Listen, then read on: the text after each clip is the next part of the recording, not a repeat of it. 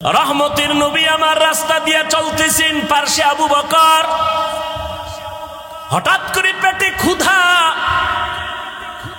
পার্শ্বে চেটিয়াল ময়দানে বকরির পাল। আবু বকরকে বললেন, রাখালকে ডাকো। রাখাল এসে হাজির। এই রাখাল, আমাদের পেটে ক্ষুধা, তোমার এমন একটা বকরি আমগো দেও, একটু দুধ পান করবো আমরা দহন করিয়া। রাখাল কয়, এই বকরির মালিক আমি না, অতএব আমি দিতে পারুম না। এবার নবী কয়, রাখাল শোনো, আচ্ছা ঠিক আছে, তাহলে দুধওয়ালা বকরি দেওয়া লাগবে না, এমন একটা বকরি দাও যেই বকরিটা মৃত্যু পর্যন্ত দুধ দিবে না। এরকম বকরি আছে না, দুধ দেয় না, এমন একটা বকরি দাও। রাখাল বলে, এই যে একটা বকরি আছে, এটা নেন, এর থেকে জীবনে দুধ আসবে না। রহমতের নবী বলে, আবু বকর দাঁড়ান। নবী যেই বকরির থেকে জীবনে দুধ আসবে না বলিয়া রাখাল দিল, রহমতের নবী ওই বকরির হাত দিলেন ওলানের ভেতরে, সাথে সাথে দুধ আসলো। নবী পান করলেন, আবু বকর করলেন, রাখালেরও করাইলেন। করানোর পরে কয়, রাখাল বকরিটারে আবার পালের মধ্যে দিয়া দাও। রাখাল দেওয়ার পরে যেই বকরি জীবনে দুধ দিবে না, এই লোকটা কে যার হাত লাগা মাত্র দুধ আসলো? এতক্ষণ চিনে নাই, এতক্ষণ। ও ভাই, আমি রাস্তা দিয়ে হেঁটে আসতেছি, যে চিনে না হে ধাক্কা দিছে, হুজুর সরেন। যখন টের পাইছে আমি চেয়ারে বসার পরে, এবার আর উঠাছিনি তার। এই জন্য যে যাকে চিনে না সে তাকে মানে না, যে যাকে চিনে তাকে মানার মতো মানে। বলে কেমন, কয় জীবন দিতে রেডি। রাখাল এতক্ষণ চিনে না এই ব্যক্তিকে। যখনই দেখলো একটা বকরি জীবনে দুধ দিবে না, ওই বান্দার হাতটা দেওয়া মাত্র বকরি দুধ দিল, চিনে ফেললো এটা সাধারণ কোনো মানুষ না, এটা পাওয়ারওয়ালা মানুষ। এই পাওয়ার আমার মধ্যে নাই। এই পাওয়ারের নাম হলো মুআজিজা। এই পাওয়ারের নাম কি? নবীদের বেলায় হলে মুআজিজা, ওলিয়া উলিয়াদের বেলায় হলে হবে কারামত। ভালো করে মনে রাখবেন, যেটা কখনো সম্ভব না, এই রকম কিছু অসম্ভব আল্লাহ যদি সম্ভব করেন, এটাকে আশ্চর্য ধরনের বলা হয়, অলৌকিক পাওয়ার বলে। এটা আল্লাহ ডাইরেক্ট আসমান থেকে জমিনে আইসা করবেন না, এটা কোনো ব্যক্তির মাধ্যমে করবেন। গাছ কথা বলতে পারে না, একজনে প্রশ্ন করে কথা বলা শুরু হয়ে গেল, এটা তো সম্ভব না, আমার আল্লাহর দ্বারা সম্ভব। সব অসম্ভবকে সম্ভব করতে পারেন কে? আর এই অসম্ভবকে সম্ভব যে আল্লাহ করবেন, এটা আল্লাহ কুদরতের দ্বারা করবেন, কারো মাধ্যমে করবেন। নদীর মধ্যে দীর্ঘ বছর পানি নাই, শুকাইয়া গেছে নদী। একজন ব্যক্তির কাছে এলাকার মানুষ আইসা কয়, আমগো নদীতে পানি নাই। লোকটা বড় একজন আল্লাহর প্রিয় বান্দা, তিনি একটা চিঠি লেখলেন। চিঠির মধ্যে কি লেখছেন তিনি জানেন আর আল্লাহ জানেন। তিনি কয়, এই চিঠিটা নদীর মধ্যে ফেলে দাও। যখন চিঠি নিয়ে নদীর মধ্যে ফেলে দিল, দীর্ঘ বছরের শুকনা নদীর মধ্যে পানির জোয়ার শুরু হয়ে গেল। সুবহানাল্লাহ। না কি মনে হয় গাঞ্জা খাইয়া কথা কই না?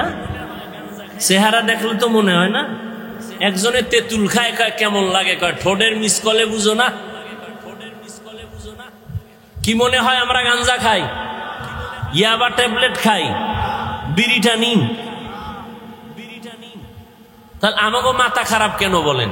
মাথা খারাপ তো তাদের হতে পারে যারা মদের বোতল নিয়ে দৌড়ায়, যারা গাঞ্জা খায়, ইয়াবা ট্যাবলেট খায়। কথা ঠিক? কেন বলেন হুজুরদের মাথা খারাপ? আল্লাহ বুঝার তৌফিক দান করেন। নদীর মধ্যে পানি জারি হয়ে গেছে, একটা চিঠি লিখে দিছে। এখন একটু যদি গভীর ভাবে জ্ঞান খাটান তো মাথা গরম হয়ে যাব, কঠিন ভাবে গরম হবে। এটা কেমন কথা?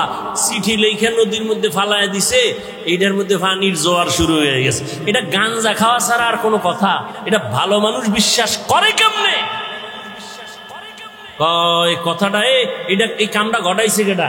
একজনে কানে কানে কয় এটা তাবলিগ ওয়ালারা ঘটাইছে। যদি কয় তাবলিগ, তা বিনা দলিলে কাফের। না না, তাবলিগ না। কারা কয় সরম নাই, কত ডবল কাফের। কারা গড়াইছে? কারণ চরমনায় না, খুঁজতে খুঁজতে খুঁজতে খুঁজতে ফট করে কয় না, এটা যে গড়াইছে তিনি রসুলের কলিজার সাহাবী হযরত ওমর। এবার ক কাফের,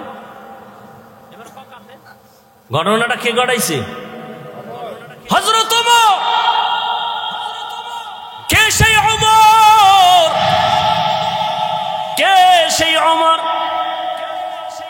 27 বছর বয়সে রসুলের হাতে কালেমা পড়েছে। কয় বছর? কয় বছর? কয় বছর? তাহলে যুবকেরা নবীর বিরুদ্ধে না পক্ষে?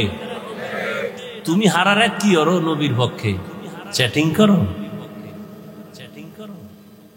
জিন্দেগি মে বন্দগি তু করনা হে, जिंदगी में बंदगी तू करना है, जिंदगी बे बंदगी शर्मिंदा है, जिंदगी बे बंदगी शर्मिंदा है। दुनिया में हो दुनिया का तलबगार न हो,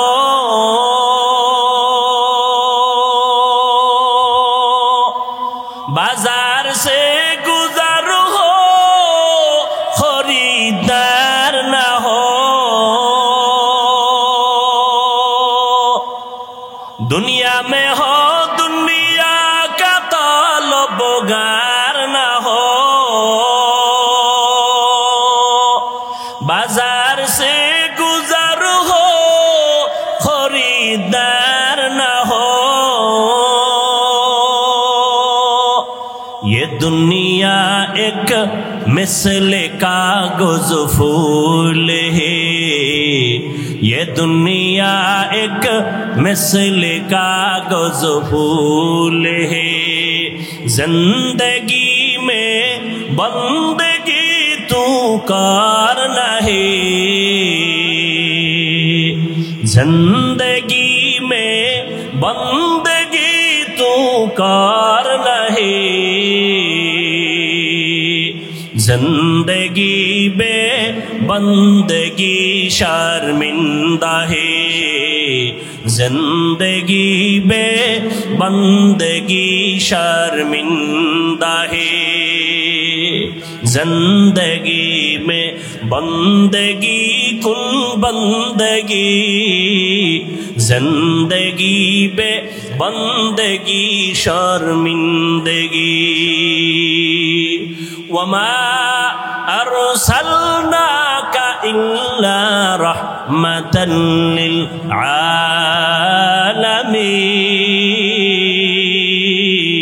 आलामीन। রাখাল যখন দেখলো যেই বকরি কখনো দুধ দিবে না, হঠাৎ করে দুধ চলে আসছে, এই বান্দা সাধারণ না, এই বান্দা বড় দামি। পাশের লোকটা দাঁড়ানো কে দেখছেন নি? খবর নেই। কে? আবু বকর সিদ্দিককে জিজ্ঞাসা করলেন কে? ইনি হলেন রহমাতুল লিল আলামিন, আব্দুল্লাহর পোলা মোহাম্মদ। নাম শুনছি। তিনি কি বলে? হ্যাঁ। তাই তো এই অলৌকিক ঘটনা প্রকাশ পেল। এবার মাথা নত করে বলে, পয়গম্বর আমাকে আপনি তাড়াতাড়ি কাটেন।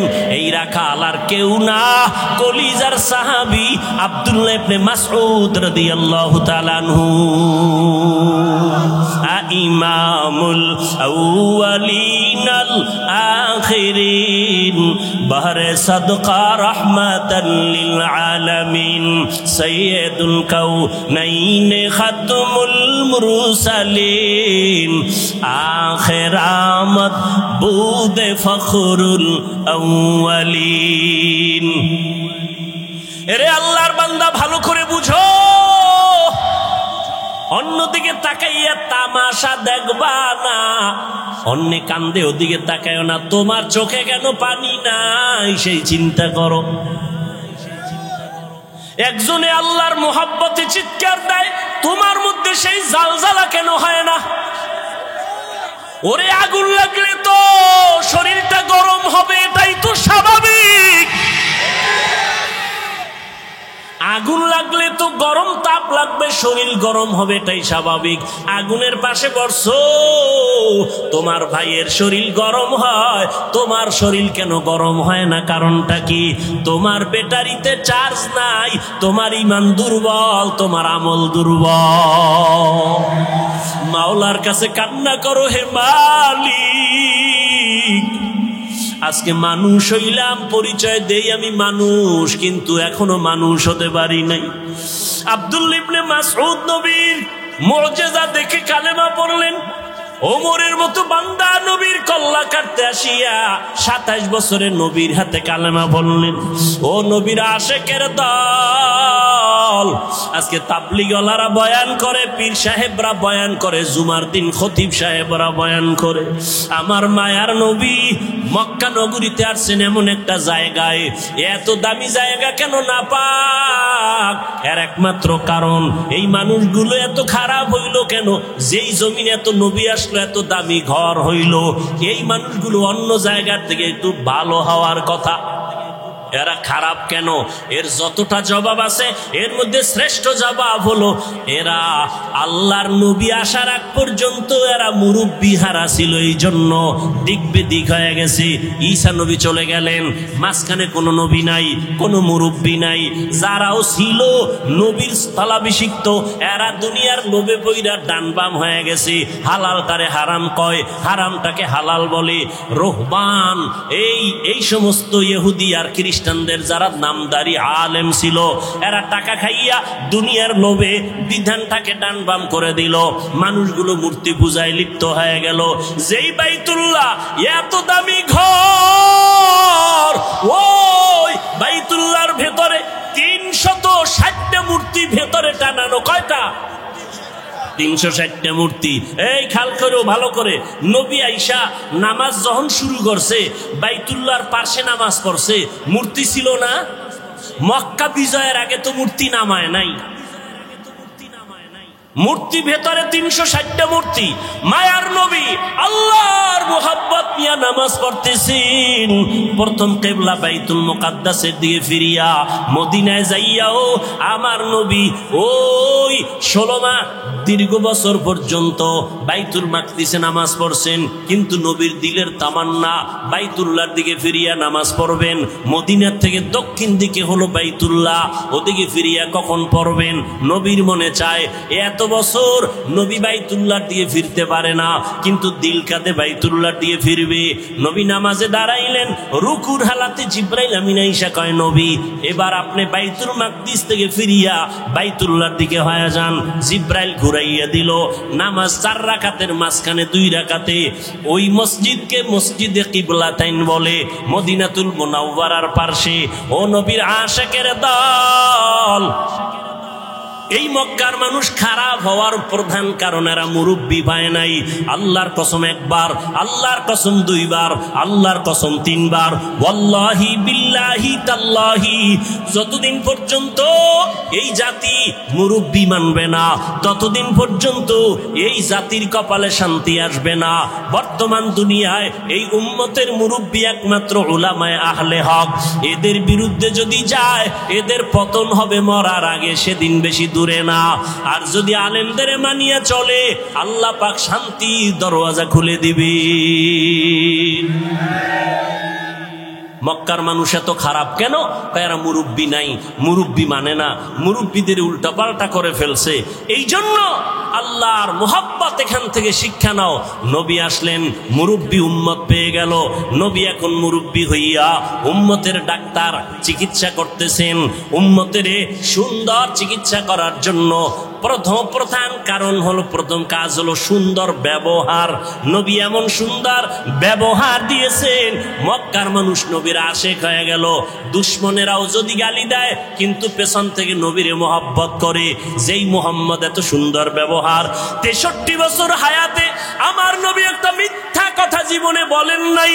কেমন একজন নবী পেয়েছো, যেই নবীর জীবনে কোনো মিথ্যা কথা নাই? এমন একজন নেতা পাইবা নিজে মিশা কয় না? আছে? মোবাইলটা ঘরের মধ্যে কানে লাগায় ঘরে থাইকা ওকে আমি জমি নেই নাই, আছে না নাই? বর্তমান মিথ্যার ফ্যাক্টরি হলো মোবাইল। আল্লাহ মিথ্যা থেকে হেফাজত করেন। এমন মায়ার নবী আমার, জীবনে একটা মিথ্যা কথা বলেন নাই। কেমন নবী আমার, যেই নবী কোনোদিন কাউকে একটা গালি পর্যন্ত দেন নাই।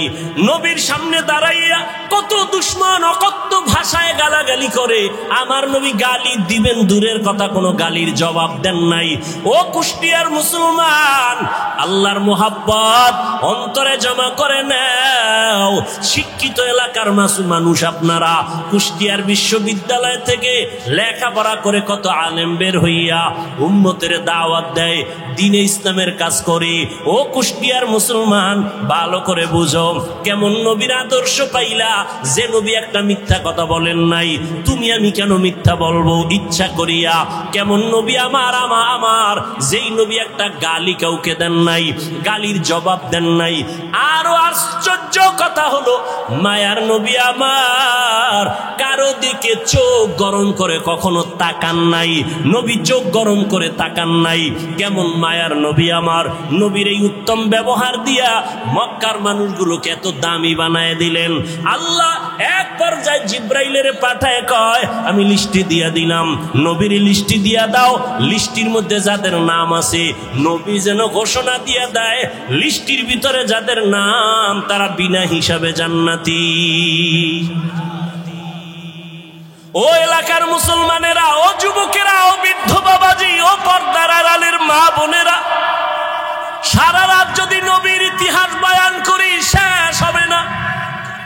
নবী দুনিয়াতে আসার আগে নবীর গুণগান বিধর্মীরা পর্যন্ত গাইলো, শেষ করতে পারলো না। নবী আসছে, গুণগান চলছে, শেষ হয় না। নবী চলে গেলেন ১৫০০ বছরের বেশি হলো, এখনো নবীর গুণগান শেষ হয় না। বক্তাও শেষ করতে পারে না, লেখকেরা লেখাও শেষ করতে পারে না।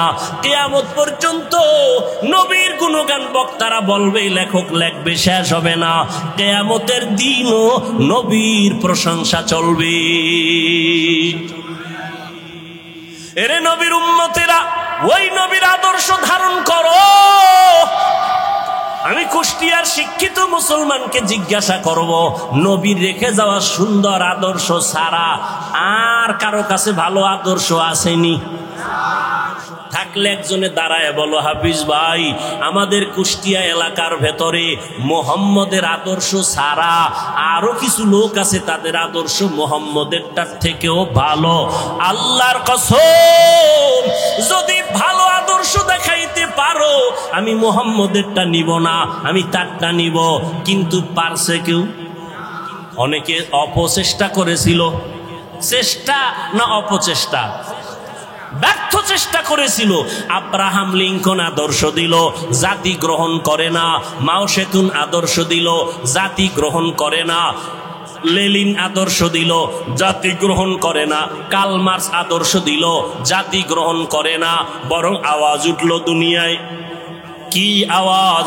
বলে, দুনিয়াতে যত আদর্শ গান শুনলাম, এক কথায় জবাব, দুনিয়ার সব আদর্শগুলো নাপাক, একমাত্র মদিনার নবীর আদর্শই হলো পাক। ও গো নবীর উম্মতেরা, হয়ে আজি দিশাহারা, কোরআন হাদিসের চলো যখন যাহা চায় মনে, নবী বিনে কে তরাবে পুলসিরাত মিজানে, নবী বিনে কে তরাবে পুলসিরাত মিজানে। ও আল্লাহর বান্দারা, তাহলে নবীর আদর্শ থেকে দামি আর আদর্শ কারো কাছে? সবাই একমত? দ্বিতীয় প্রশ্ন, নবীজির আদর্শ যে রেখে গেলেন, মানবে কারা? হিন্দু, ইহুদি, খ্রিস্টান? সবাই একটু জিহ্বা নাড়ায়, আল্লাহ সাক্ষী, ফেরেশতারা লিখবে। বলো, নবীর আদর্শ মানবে কারা? কোন দেশের মুসলমান? সারা দুনিয়ার। শুধু কুষ্টিয়ার মুসলমান বাদ? হ্যাঁ, তাহলে নবীর আদর্শ হিন্দু মানবে না, বৌদ্ধরা মানবে না, ইহুদিরা মানবে না, খ্রিস্টানেরা মানবে না, তুমি মুসলমান মানবা। কিন্তু কই, নবীর আদর্শে দাড়ি লম্বা হয় না কেন? নবীর আদর্শে টুপি মাথায় কেন? নবীর আদর্শ মতো 5 বেলার নামাজ পড়ো না কেন? এটা কি শুধু হুজুরেরা করবে? ও আল্লাহর বান্দা, যদি বলো হুজুর ও হাফিজ ভাই আমরা পারি না, আপনারা পারেন, এবার আমি বলবো রে বাবা, তোমার মতো যুবক জীবনে মাদ্রাসায় পড়ে নাই, স্কুল কলেজে লেখাপড়া করে, জেনারেল লাইনে চাকরি করে, ব্যবসা করে, সত্য কথাটা স্বীকার করো, তোমার মতো যুবক জীবনে মাদ্রাসায় পড়ে নাই, এমন যুবক স্কুল কলেজ ভার্সিটিতে পড়ে, 5 বেলার নামাজ পড়ে আছে না নাই? আর কি ওয়াজ করবো বলো? এবার তুমি তোমারে জিজ্ঞেস করো, তুমি কেন পারো না? ও কুষ্টিয়ার মুসলমান, তোমার মতো যুবক সন্তান র্যাব, আর্মি, পুলিশ, বিডিআরের চাকরি করে, 5 বেলার নামাজ পড়ে আছে না নাই? তুমি কেন পারবা না রে বাবা? তোমার মতো যুবক রাস্তায় গাড়ি চালায়, 5 বেলার নামাজ পড়ে, তুমি কেন পারবা না? বালিশে মাথা লাগায় একটু প্রশ্ন করো, তুমি কেন পারবা না রে বাবা? নদীর মধ্যে মাছ ধরে, নামাজ ছাড়ে না, তুমি কেন পারো না? তোমার আমার মতো কত যুবক তাকায় দেখো ময়দানে কৃষি কাজ করে, নামাজ পড়ে, তুমি কেন পারবা না? আসলে কি ওলামায়ে কেরামের কথা মিথ্যা মনে করছো? আল্লাহর কোরআন নবীর কথা কি মিথ্যা মনে করছো নাকি বাবা? আমাকে আবার একটু জবাব দাও, আমার আল্লাহর কোরআন সত্য নাকি মিথ্যা? কত পার্সেন্ট সত্য? সবাই বলো। এবার আমাকে বলো, আল্লাহর ওই কোরআনে জান্নাতের বয়ান আসেনি? সত্য। জাহান্নামের বয়ান আসেনি? এবার বলো বাবা, ওই আল্লাহর কোরআনে জান্নাত জাহান্নামের বয়ান আছে, শুধু এতটুকু না, কারা জান্নাতে যাবে কারা জাহান্নামে যাবে আল্লাহ তাও বয়ান করেছেন। ইন্নাল আবরারা লাফি নাঈম ওয়া ইন্নাল ফুজ্জারা লাফি জাহিম। নেক আমল যারা করবে তারা জান্নাতের পথিক, যারা গুনাহ করবে তারা জাহান্নামের পথিক। ও আল্লাহর বান্দারা, জাহান্নামটা কেমন ভয়ঙ্কর, জান্নাতটা কেমন আরামের ঘর আমার আল্লাহ তাও বয়ান করেছেন। জান্নাতিন তাজরি মিন তাহতিহাল আনহার, এমন একটা জান্নাত আল্লাহ জান্নাত নেক আমলওয়ালাকে দিবেন, যেই জান্নাতে ঢুকলে কোনোদিন যুবকরা বুড়া হবে না, কালো থাকবে না, যেই জান্নাতে কোনো বাথরুম নাই, যেই জান্নাতে কোনো রোদের গরম, অসহ্যকর গরম নাই, যেখানে কোনো বিদ্যুতের লোডশেডিং নাই, ওই জান্নাত এমন আরামের জায়গা যেখানে শান্তি আর শান্তি আর শান্তি। আবারও জবাব দাও, এই জান্নাত পাবে কারা? গুনাহগার না নেক আমলওয়ালা? তোমার আমল কোথায় রে বাবা? আর যারা গুনাহ নিয়ে কবরে যাবে তাদের জন্য জাহান্নাম আল্লাহ বানায় রাখছেন। কেমন জাহান্নাম? আল্লাহ তাআলা কোরআনে বয়ান করেছেন, আল্লাতী তাত্তালিউ আলাল আফইদা, দুনিয়ার আগুন থেকে 70 গুণ জাহান্নামের আগুনের গরম হবে বেশি।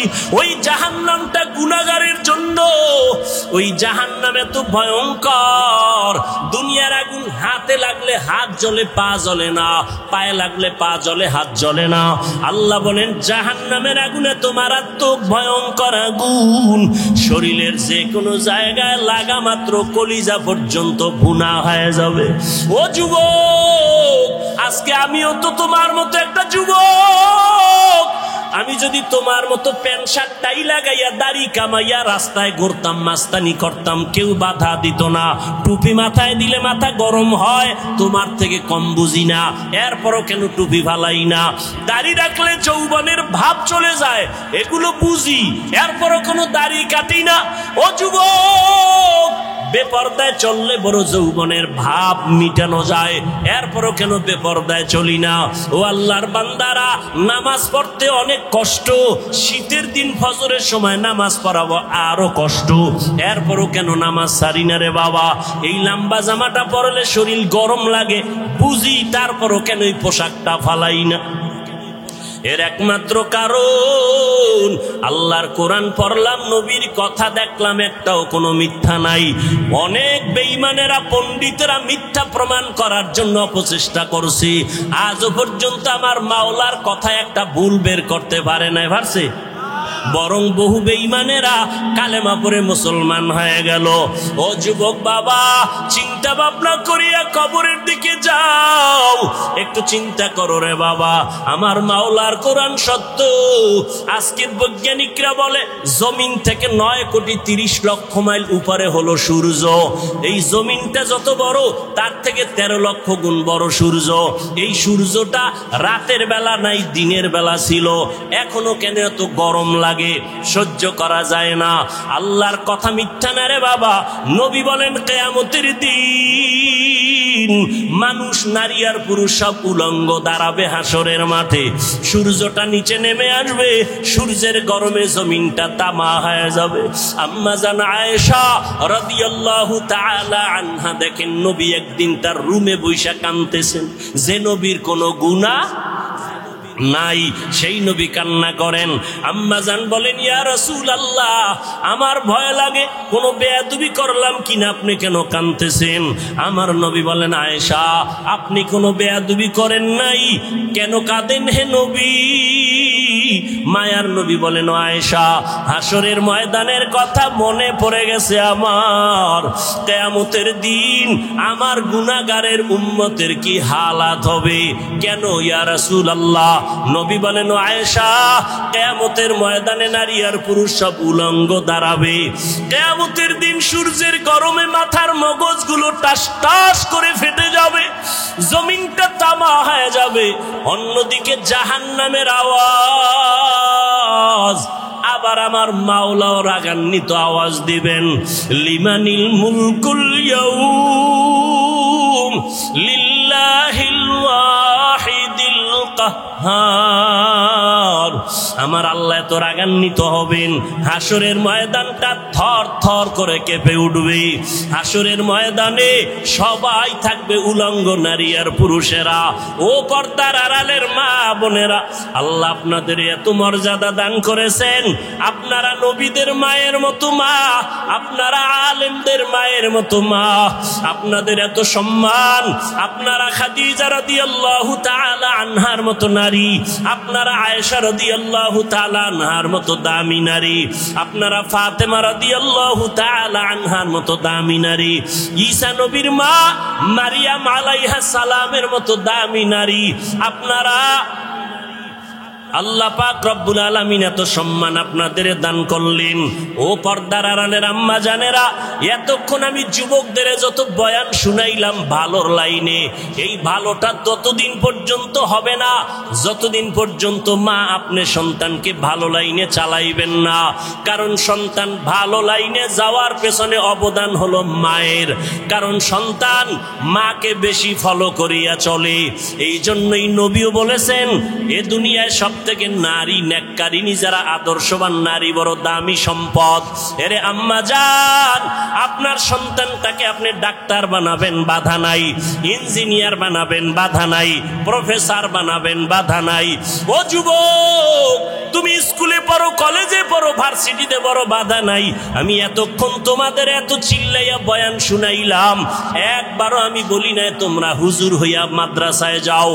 না বাবা, তুমি চাকরি করো, বাধা নাই, ব্যবসা করো, বাধা নাই, তুমি স্কুলে পড়ো, বাধা নাই, তুমি চাকরি করো, তুমি ভার্সিটিতে বড় কোনো বাধা নাই। তবে নবীর আদর্শ মানিয়া অন্ধকার কবরের দিকে রওনা হও। ডাক্তারও যদি হও, মা বাবার দোয়া নিয়ে চলিও, 5 বেলার নামাজ পড়িও, কপাল খুলে যাবে। ইঞ্জিনিয়ার যদি হও, ভালো আদর্শ নিয়ে মানুষের সাথে আচরণ ভালো করিও, কোরআন তেলাওয়াত করো, 5 ওয়াক্ত নামাজ পড়িও, জীবনের চাকা ঘুরে যাবে। ও আল্লাহর বান্দারা, আম্মা জান আয়েশা বলেন, ও নবী, কিয়ামতের ময়দানে ভয়ঙ্কর হালাত কেমন হবে? নবী চোখের পানি ছেড়ে কাঁদেন আর কয়, আয়েশা, নবীরা যাদের কোনো গুনাহ নাই সেই নবীরা পর্যন্ত কান্নায় বিভোর হয়ে যাবে। আদম নবী কান্না করবেন নিজেকে বাঁচাবার জন্য, মূসা নবী কান্না করবেন নিজেকে পরিত্রাণের জন্য, ইব্রাহিম নবী কান্না করবেন নিজেকে বাঁচাবার জন্য, মুক্তির জন্য, ঈসা নবী কান্না করবেন নিজেকে মুক্তি করার জন্য, উম্মতেরা যাবে সুপারিশের জন্য, আদম নবী তাড়ায় দিবেন, মূসা নবী তাড়ায় দিবেন। উম্মতের সুপারিশ করতে গিয়া ইব্রাহিম নবী বলবেন আমি পারবো না, নূহ আলাইহিস সালাম বলবেন আমি পারবো না। নবী বলেন ও আয়েশা জানো ওই কঠিন সময় উম্মতেরা এক একজন নবীর কাছে যাইয়া যখন দেখবে সুপারিশের কেউ নাই, উম্মতেরা পাগলের মতো করবে, সর্বশেষ ওরা আমি মুহাম্মদের কাছে দৌড়ানোর চেষ্টা করবে, আমাকে তালাশ করবে। আম্মা জান বলেন নবী আপনাকে হাসরের ময়দানে উম্মতেরা কোথায় পাবে? নবী বলেন ও আয়েশা আমি আমার মাওলার কুদরতের সামনে মাকামে মাহমুদে সেজদায় পড়ে কান্না করব।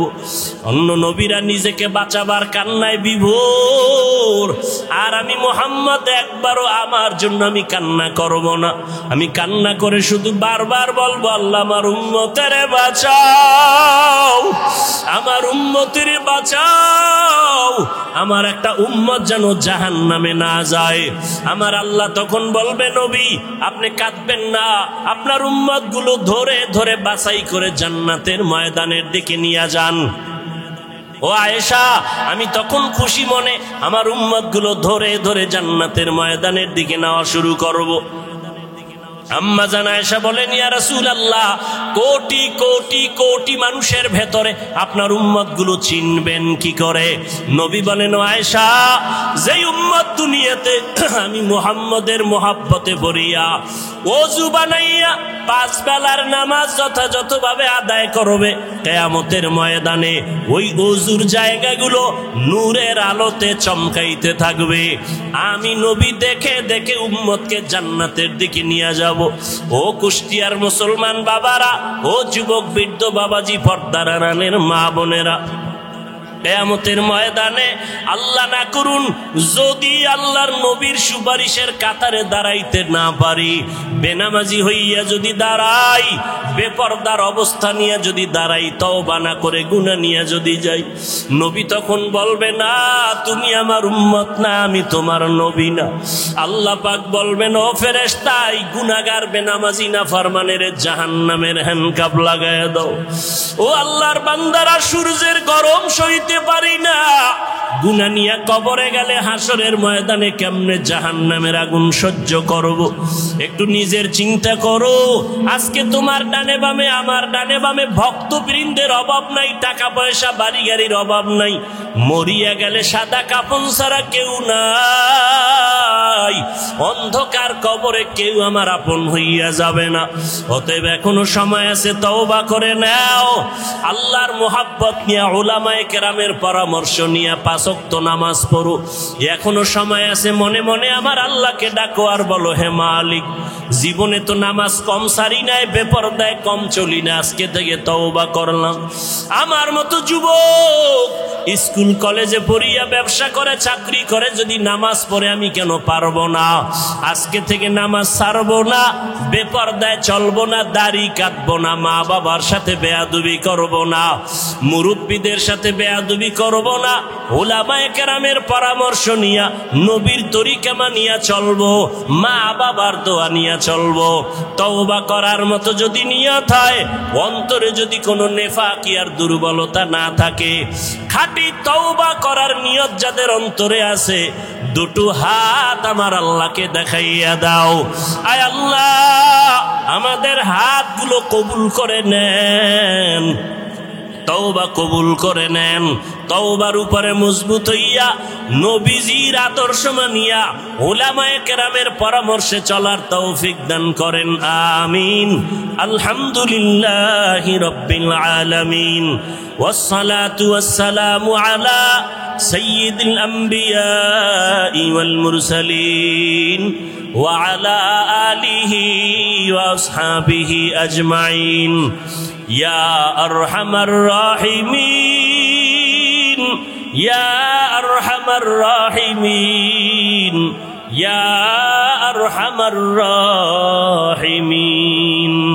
রব্বিরহামহুমা কামা রব্বায়ানি সগীরা আল্লাহুম্মা ইন্নাকা আফুউন কারীম তুহিব্বুল আফওয়া ফা'ফু আন্না আল্লাহুম্মা ইন্না নাসআলুকা রিযাকা ওয়াল জান্নাহ ওয়া নাউযু বিকা মিন সাখাতিকা ওয়ান নার। ও দয়ার মালিক, কুদরতের নজর দিয়া দেখেন ওলামায়ে কেরাম, মুরব্বী, হাজী সাহেব, কত ব্যবসায়ী, চাকরিজীবী, কত ছাত্র ভাই, যুবক ভাই, পর্দার আড়ালের মা বোনেরা হাত তুলেছেন। আয় আল্লাহ, আমরা সবাই গুনাহগার, জাহান্নামের আসামি। তওবার নিয়তে হাত তুলেছি। জীবনে হাতের দ্বারা কত গুনাহ করেছি, চোখের দ্বারা কত গুনাহ করলাম, জবানে গুনাহ করলাম, কত নামাজ ছাড়লাম, বেপরদায় চললাম।